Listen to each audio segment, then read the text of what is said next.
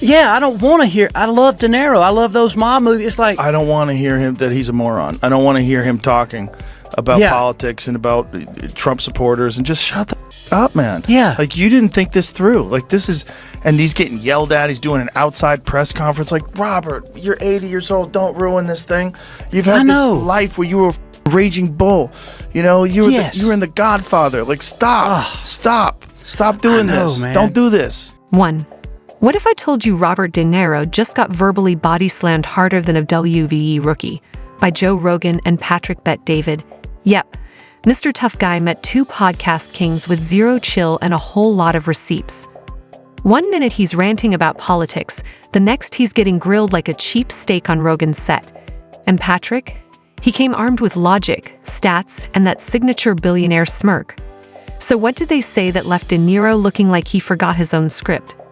Buckle up, this one's a wild ride. De Niro, when he's at a film festival and a documentary was coming out about vaccine by, I think, Del Bigtree, and he's talking about the documentary because he's got an autistic son. I think he's like 22 or 23 years old. That's one area where he's like, we have to look into this. What's going on with this? And he's kept the counter to him. At the time, the kid was 16 years old. But I think there's some moments, and they try to hide it as much as possible. So Robert De Niro suggested there's a link between vaccines and autism? You've never seen this interview? No. I have to show it to you afterwards, okay? So he's talking about it, and the host is trying to shut him up. He's, you guys got to see this documentary. And he's not one that uses his kids as a, we know where he's at with Trump. We know he's got TDS. Yeah. We know he loses his mind. But when it comes down to vaccine and autism, that is a very personal thing to him. But can you imagine not being allowed to ask? Yeah, that's a problem. De Niro, the legend who somehow went from cinematic titan to poster child for the classic Hollywood meltdown. It's like watching a masterclass in how to go from taxi driver to that angry guy on late-night TV. You'd think someone with a career etched in movie history would hold onto a shred of dignity.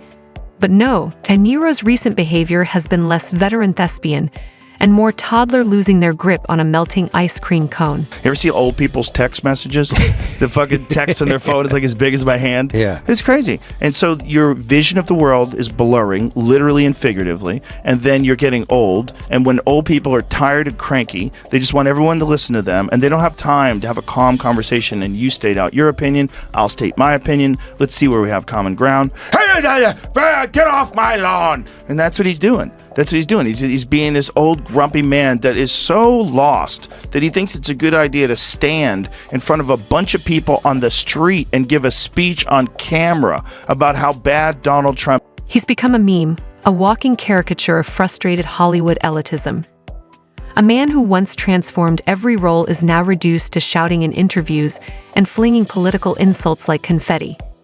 He's that guy at the party who won't stop ranting about politics, except the party is the global stage, and his takes are as stale as a rerun on basic cable. Did you see when he went and gave that speech outside of the trial? That was bizarre. Told him that was a good idea. And then he starts yelling at regular people. He's like, fuck you, you're a gangster. Go fuck you. Like, it's crazy that that's the guy what? from Taxi Driver. Yeah. Like, you know what also I think those guys have no friends. I think the only friends they have are Hollywood phonies. And so you're in this weird world where everybody you talk to is a phony, and you become a phony, and everyone's a phony, and your grasp on reality is very slippery. And let's talk about the obsession. De Niro's anti-Trump fixation borders on pathological. If you expected Oscar-winning depth from his commentary, think again. His rants are less insight and more 8th grade lunchroom insults. Loud, tired, and wrapped in the same tired fury. It's like watching a grown man argue with a ghost. Pointless and slightly embarrassing. I think the most unbelievable to me is somebody, Robert De Niro, who I was a huge fan of his work. I've seen Goodfellas with my family, my brother, my cousins. I'll say 150 times. I'm not even joking, but it just plays in the background. For someone, and God rest his soul, his grandson just died this year due to fentanyl overdose, okay? Why aren't you furious at this current administration? You should be ashamed of yourself, because that fentanyl that came in and killed your grandson either came from China or it came from Mexico, okay? And guess what? Because of the wide open border, and whose fault is that again, Tom? Or Mexico is the distributor for China. Guess what? So when Joe Rogan and Patrick Bet-David decided to call him out, that was the universe balancing itself. Rogan, the king of long-form logic, and Patrick, the entrepreneur who slices through nonsense like a Wall Street buzzsaw, roasted De Niro like it was Thanksgiving and he'd been left in the sun. Spoiler, De Niro had no comeback, because when actual facts start flying, he's usually out of ammo. Let's be honest, De Niro's recent film choices read like a drunken round of spin the genre. From Raging Bull to Dirty Grandpa, that's not evolution. That's creative freefall. Watching him go from Oscar-worthy intensity to Netflix algorithm filler is like seeing a Michelin star chef start hawking microwave burritos at a gas station. Oh, Robert De Niro. Yeah. Now, Kurt's convinced that Robert De Niro's on some kind of Epstein list or some kind of thing like that, and then he's afraid that if Trump does get power, he's going to expose him, and he is actually going to come at him. Of course Kurt thinks That's that. what Kurt thinks that. Kurt thinks that about every fucking thing that happens in the world. I think Robert De Niro's just got Trump derangement syndrome. I think he's old, too. There's a thing about old men. And they want to yell. And don't even get started on his political posturing. De Niro's anti-Trump tantrums are less moral courage and more desperate ploys for relevance. He's the guy yelling into a storm, hoping anyone notices. But the truth is, no one's listening anymore. His influence has long since expired. Patrick Bet-David tore into this with surgical precision. The guy who once played mafia bosses is now trying to be America's moral compass. That's rich. Delivering angry monologues doesn't make you a leader. It just makes you loud. And if fame gave you a platform, it also gave you responsibility. Something De Niro seems to have forgotten. Rogan. He delivered the reality check De Niro never got. Blunt, honest, and unfiltered. De Niro is clinging to relevance like a dog with an old chew toy. The man who once out-intimidated Al Pacino in Heat now can't even hold his own against a podcast comment section. He's being dead serious. And by the way, this is full Trump derangement syndrome, an attack, and he claims Donald Trump becomes president, all this is going to happen, right? He's clearly having an episode. So Trump is the threat to America. Meanwhile, in New York City right now, where he is from, De Niro's from Brooklyn, the governor last week deployed 750 National Guard soldiers with long rifles, M16s, in the subways due to skyrocketing crime and violence, which is caused a lot by the illegals set in. Who let these illegals in, Tom? Is it Trump? In the last couple of years, Joe Biden has been working hard to set new records. Thank you. And yet Trump is the threat. And give me a break, okay? And you said this, Pat. I thought this was an act. Like, he's an actor, but what all this does, this negative rhetoric, it's further dividing an already divided country. Here's the kicker. De Niro's public persona isn't acting anymore. It's performance art without a script. Every interview, every tweet, every red-faced rant feels less like conviction and more like a role gone off the rails. It's outrage theater with a busted teleprompter. And sadly, nobody's watching for the wisdom. They're watching to see just how far the fall goes. Remember when he compared Trump's supporters to dangerous criminals?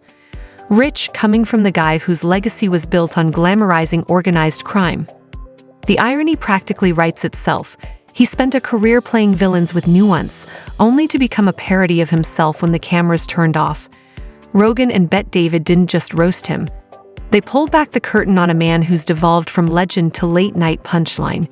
He had the world's respect, and now he's got a Twitter feed and a fan base that mostly pities him. That's the real tragedy. Don't do this. I'm terrified to meet some of those people I looked up to now. You should be. I mean, like, I've met a few of them, and it's actors in particular, because their whole business is pretend. Their whole business is pretend. You know, one of the things about guys like Theo or comedians, you run into comedians, their business is the opposite of pretend. Their business is just being a real person talking shit. Yeah, the professional shit talk. Rogan and Patrick didn't just scratch the surface; they went for the skeleton. De Niro's last few years have been a parade of cringe, failed films, bizarre rants, and red carpet meltdowns. At this point, if self-parody were an Oscar category, De Niro would have won 3 by now. Let's talk career choices. Those blink and you'll miss it movie appearances, the irrelevant TV cameos. It's like watching a genius painter sell scribbles at a yard sale. The layered, powerful performances are gone, lost somewhere between a political rant and a poorly timed cameo. As for the political stuff, it's not bravery, it's boredom. He's become less an artist and more a partisan megaphone. The guy who once delivered chilling anti-heroes now delivers rants like your uncle after 2 beers and a cable news binge. Robert De Niro panics. If Trump wins, he'll come looking for me. Do you have the video, Rob? Because it's like, if you can just play the video of De Niro. I mean, dude, you know, go ahead, Rob. Just watch this, folks. Enjoy it. The guy is a total monster. And anybody, I don't understand it. I guess they get behind that kind of logic. They want to fuck with people, screw them, because they're unhappy about something. He's such a mean, nasty, hateful person. I never play him as an actor because I can't see any good in him. Nothing at all. Nothing redeemable in him. Oh, God. And we have to, and whoever the people are who want to vote for him, and there look like intelligent people around there. Somebody, for some reason, it can't be. And Patrick Bet David hit that nerve hard. He pointed out that De Niro's loudmouth routine reeks of desperation. There's a difference between using your platform to uplift and using it to yell at clouds. De Niro is clearly in the second camp, shaking his fist at a world that moved on while he was busy talking to shadows. Rogan, meanwhile, called out the facade. You don't become a thought leader by slinging catchphrases on late-night TV. It takes clarity, nuance, and relevance. Instead, De Niro's stuck in a feedback loop, repeating the same tired lines like a karaoke singer who forgot the chorus. The cruel irony. The man whose career was built on moral ambiguity now acts like he holds the moral high ground. It's like the guy who built his mansion from mob movies lecturing the suburbs on ethics. Sure, he's got a voice, but maybe not the one we need right now. Trump was feared, and he was respected, and he walked around, love him or hate him. We didn't have wars. So going back to what you're asking about Iran, what he would do, here's what he would be doing. There's no 6-hour stand down or 3-hour stand down. Here's what we're doing. He's doing a, what do you call it, a press conference going out. Here's what we're going to do. Here's what we're going to... Remember that one time when he says, Abu Bakar, what was his name? Baghdadi. And the movies? Yikes. Dirty Grandpa, The Intern, and whatever forgettable streaming content he sleepwalked through next. These aren't just misfires. They're cinematic faceplants. It's like he's actively erasing his legacy with each baffling role. Patrick Bet David nailed it. De Niro's career has become a warning. Resting on your laurels doesn't keep you relevant. It buries you in nostalgia while the world moves on. Talent must evolve. Relevance requires humility. And De Niro, he chose none of the above. Joe Rogan put it even more bluntly. De Niro on social media is like a bull in a china shop, clumsy, loud, and completely unaware. Instead of engaging in real dialogue or reflection, he doubles down on outrage. And every time he does, the mask slips a little more. Do you think our democracy is at risk in this election? I think that it is. I always keep saying democracy is great, of course, but democracy people take for granted. It's a word that some people don't even understand. They take it for granted. It's about right and wrong, period. The guy's a monster. He is beyond wrong. It's almost like he wants to do the most horrible things that he can think of in order to get a rise out of us. I don't know what it is, but he's been doing it, and it's scary. Are you? Excuse my French.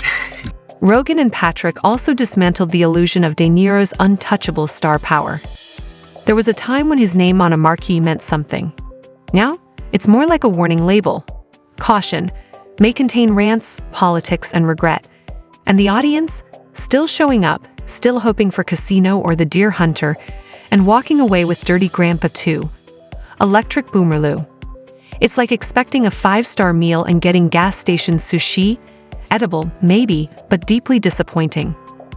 In the end, the Rogan and Bet David roast wasn't just a takedown, it was a wake-up call.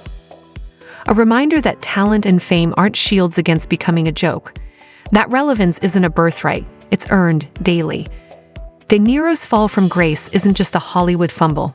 It's a blueprint for how ego, arrogance, and unchecked bitterness can turn a legend into a cautionary tale.